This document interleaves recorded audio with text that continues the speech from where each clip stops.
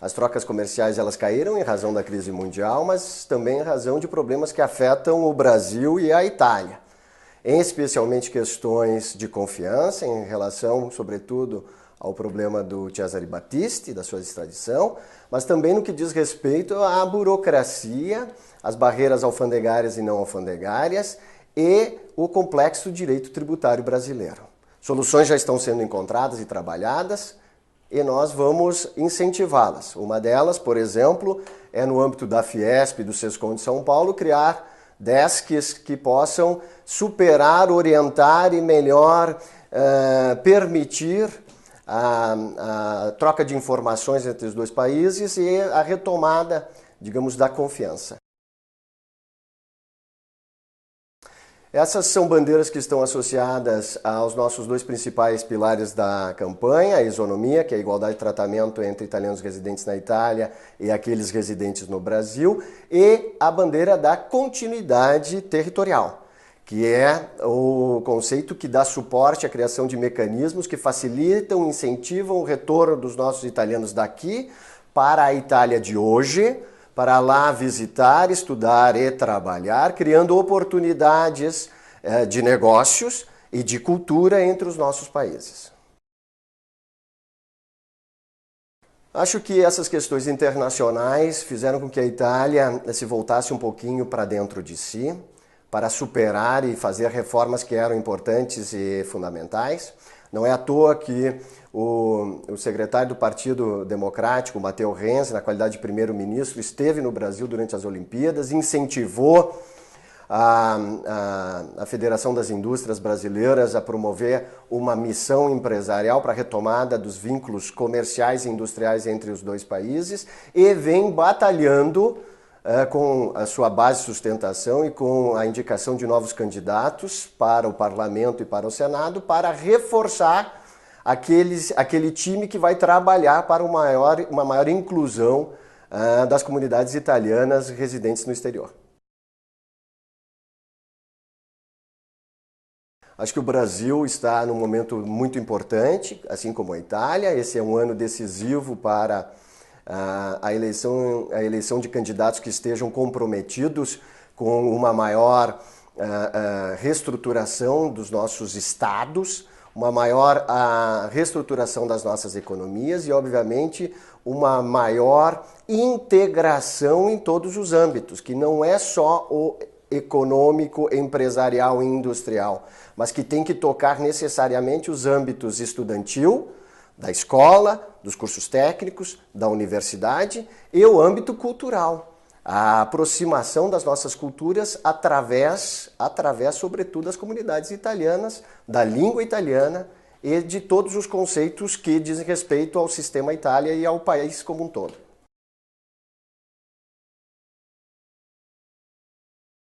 Assim como já foi manifestado pelo secretário-geral do partido, Matteo Renzi, e ex-primeiro-ministro, inclusive em nota publicada na imprensa, a extradição é pleiteada, mas na qualidade de desejo.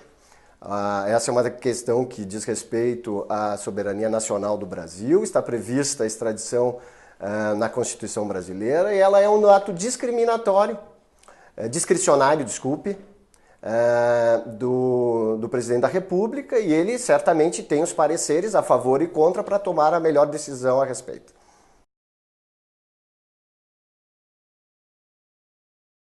Como eu disse anteriormente, a extradição é um ato de discricionariedade do presidente da República. Um presidente pode, num determinado momento histórico, em determinado contexto, optar por ela e em um outro momento histórico, em outro contexto, revogá-la. Não cabe nem a mim, nem aos outros candidatos e nem a quem quer que seja interferir nas questões de ordem interna da República Federativa do Brasil. Mas temos certeza que o presidente o presidente brasileiro saberá avaliar as questões positivas e negativas sobre esse assunto e tomar a melhor decisão.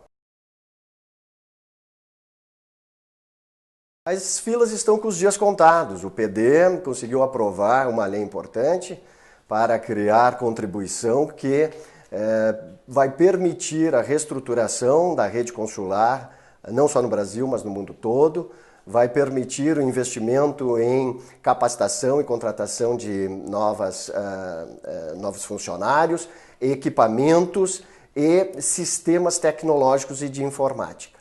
Obviamente que também vamos trabalhar e vamos incentivar ainda mais o aperfeiçoamento deste sistema que já está em moto e foi proposto e aprovado pelo PD. Não, absolutamente não. Não pode haver nenhum tipo de limitação no ius sanguinis. Todas as tentativas que existiram, elas foram bloqueadas pelo próprio PD. Aquilo que aconteceu e o debate que se faz hoje, ele é fruto de uma iniciativa de um senador que hoje está na base de um partido da oposição, Liberi Uguali. Eu gostaria que eles também se pronunciassem sobre isso, porque o PD não comunga com esse tipo de limitação. Graças ao ius sanguinis, eu, que sou bisneto de agricultores imigrantes de Mantova, na Itália, consegui a minha cidadania e graças a ela eu consegui também dar continuidade aos meus estudos, aos meus trabalhos na Itália e hoje sou um profissional realizado graças à cidadania italiana. O ius solis, ele pode e deve ser discutido, entretanto com limitações. Ele não pode ser concedido indiscriminadamente a imigrantes. Nós temos que criar mecanismos, como por exemplo, um número mínimo de anos de estudo para reconhecer essa cidadania àqueles que imigraram para a Itália. E isso só pode se dar para aquelas pessoas que entraram regularmente no território italiano e europeu. A postura da Itália deve ser aquela tomada de forma conjunta, discutida, debatida com a União Europeia.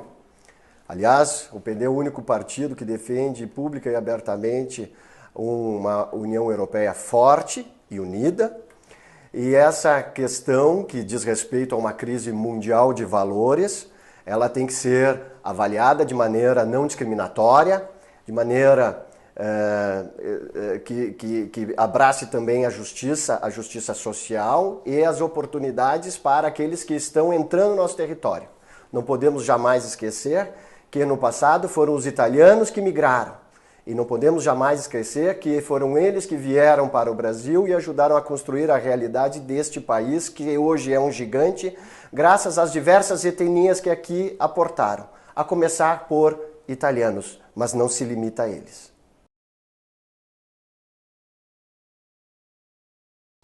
É o nosso Matteo Renzi, secretário do partido, que vem trabalhando nesse sentido para ter uma base que possa lhe dar suporte. Foi o ex-primeiro-ministro da Itália, antes do primeiro-ministro Gentiloni, jovem, dinâmico, determinado, uma pessoa competente e capaz, que sem dúvida alguma poderá nos guiar nesse momento de definições.